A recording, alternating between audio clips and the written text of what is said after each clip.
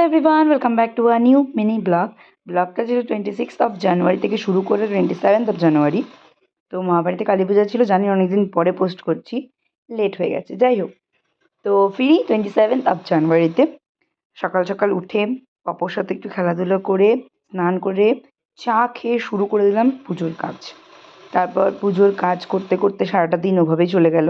কালী পুজো তো অনেক কাজ থাকে, মানে একটা দুটো কাজ থাকে না, অনেকগুলো কাজ থাকে। সবাই মিলে আমরা অনেকগুলো কাজ করেছি। তারপর কাজ টাজ করে তারপরে চা খেয়ে কফি খেয়ে কিছুক্ষণ আড্ডা মেরে আমি পঞ্চবদ্বীপ সাজাতে বসে গেলাম। তারপর আবার চা খেয়ে আমি বসে গেলাম ঠাকুরের মালা গাঁথতে।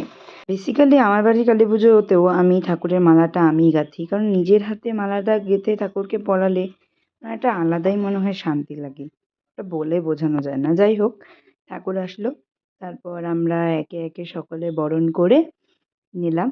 মা, আমি, পিউ, মামি সবাই বরণ করেছি। তারপরে ঠাকুরকে ঢুকিয়ে দিলাম মন্দিরের ভেতরে। তারপরে ঠাকুরমশাই এসে বসে গেল পুজো করতে। তারপর আমি আর পপো এখানে কিছুক্ষণ দেখছিলাম, ফোন দেখছিলাম, একটু খোটাখুটি করছিলাম ওর সাথে। তারপরে আমি আর পিয়ে চলে গেলাম নাচতে, পপোকেও নিয়ে আসলাম নাচতে। দেখো কি সুন্দর করে নাচছে। যাই হোক, তারপরে যজ্ঞ শুরু হয়ে গেল।